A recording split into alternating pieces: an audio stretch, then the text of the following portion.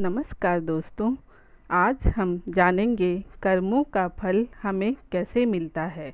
हम जो भी कर्म करते हैं, अच्छा या बुरा, हमें उसका फल ज़रूर मिलता है। दोस्तों, हमारे किए गए कर्म का लेखा भगवान के पास रहता है और हमें उसका फल भी मिलता है। कुछ कर्मों का फल हमें इसी जन्म में ही मिल जाता है और कुछ कर्मों का फल अगले जन्म में मिलता है। यह सब परमात्मा की मर्जी के अनुसार होता है कि हमें अपने कर्मों का फल कब मिलेगा। तो चलिए दोस्तों, हम आज सुनेंगे गुरु शिष्य की कहानी, जिसमें हमें इस प्रश्न का जवाब भी मिलेगा। एक बार की बात है, एक पहाड़ पर एक कुटिया थी और उस कुटिया में एक गुरु और उसका शिष्य रहा करते थे। और उस गुरु के बहुत ही सिद्धियां प्राप्त थी और उनकी सिद्धि हर जगह प्रसिद्ध थी। वो वहाँ के लोगों में इतनी ज़्यादा प्रचलित है कि लोग उनकी शक्तियों से भली भांति परिचित थे। वो ध्यान में बहुत ही ज़्यादा लीन रहते थे। कई बार वो 2-3 दिनों तक ध्यान में बैठे रहते थे, पर वो कुछ खाते पीते भी नहीं थे। उनके ध्यान की शक्ति की खास बात ये थी कि वो ध्यान करते करते भविष्य देखने में सक्षम थे। एक बार ऐसे ही वो ध्यान में लीन थे तो एकाएक देखते हैं कि अगले 8 दिनों बाद उनके प्रिय शिष्य की मृत्यु तय है। और ये भविष्य देखकर वो अत्यधिक व्यक्त हो जाते हैं और परेशान होते हैं। उनका ध्यान एकाएक भंग हो जाता है और वो सारी बातों को सोचकर घबरा जाते हैं और वो सोच में डूब जाते हैं कि मेरे शिष्य के पास जीवन के केवल 8 ही दिन शेष हैं।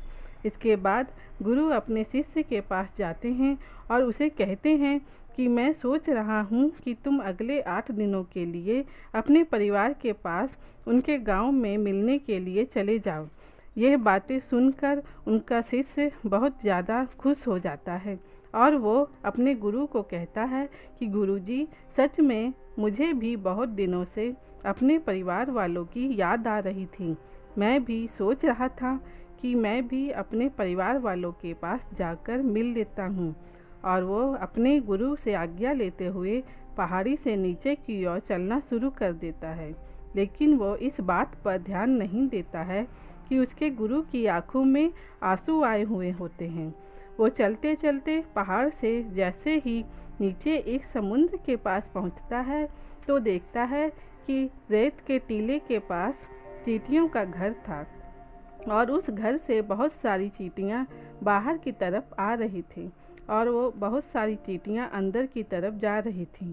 चींटियां आपस में बार बार टकरा कर अपनी दिशा को खो देती थीं और उसके बाद फिर से इधर उधर चलना शुरू कर देती थीं। ये देखकर उस शिष्य को बहुत ज़्यादा आनंद आ रहा था, लेकिन वो एकाएक देखता है कि समुद्र की लहरें बहुत तेज़ी से उफान खा रही थीं और शिष्य को समझ आ जाता है कि कुछ ही पलों के अंदर ये सारा पानी चींटियों के घर में घुसकर उनका घर को तोड़ देगा और इसकी वजह से बहुत सारी चींटियों की जान चली जाएगी। वो अपनी समझदारी दिखाते हुए अपने ऊपर वाले वस्त्रों को खोलता है और उसके अंदर रेत भरकर एक तरह की 4 दीवारी उस चींटियों के घर के ऊपर बना देता है। 4 दीवारी इस तरह से बनाता है कि समुद्र से आने वाला पानी उनके घर तक पहुंच ना सके। साथ ही साथ वो अपनी समझदारी दिखाते हुए एक तरह की नाली बनाता है, जिसकी वजह से वो समुद्र की तरफ से आने वाला पानी उस नाली में बहकर दोबारा समुद्र में जा सके। इस समझदारी की वजह से बहुत सारी चींटियों की जान बचा लेता है और आने वाली एक नाव में बैठकर अपने घर की ओर समुद्र पार कर कर निकल जाता है। वो अपने परिवार के साथ रहता है और उसे पता भी नहीं चलता कि कैसे समय गुजर जाता है। वो अपना सामान बांधकर सोचता है कि अगले दिन मैं अपने गुरु के पास वापस चला जाऊंगा। अगले ही दिन में सुबह सुबह वो अपने गुरु के पास जाने के लिए निकल जाता है।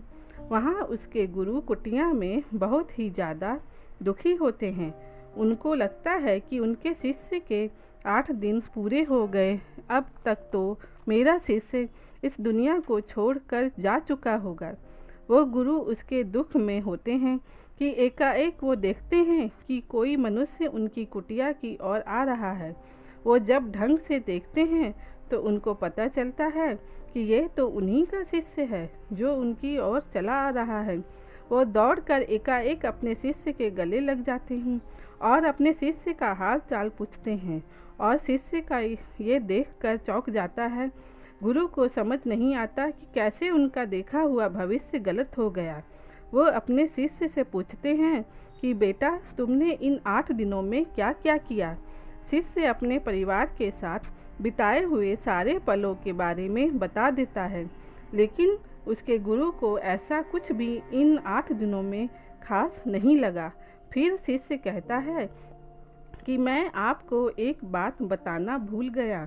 जब इस पहाड़ी से नीचे समुद्र की ओर गया था, तब मैंने ऐसे ही एक चींटियों की जान बचाई थी। उसके बाद गुरु समझ जाते हैं कि उनके कर्मों की वजह से ही वो शिष्य बच पाया था, और गुरु एकाएक कहते हैं कि कर्म जरूर लौट कर आते हैं। तो साथियों, इस कहानी से हमें ये सीख मिलती है कि जीवन में हमेशा ऐसे कर्म करो जो कि कभी लौट कर भी आए तो आपका भला ही करें। हमारे कर्म हमेशा लौट कर वापस ज़रूर आते हैं। तो दोस्तों, हमेशा ध्यान रखें कि किसी का भी बुरा ना सोचें, ना ही किसी का बुरा करें, सबका भला सोचें, और यदि कोई बुरा भी करता है तो उसको भगवान के भरोसे छोड़ दें, क्योंकि भगवान सभी को एक दिन सबका कर्म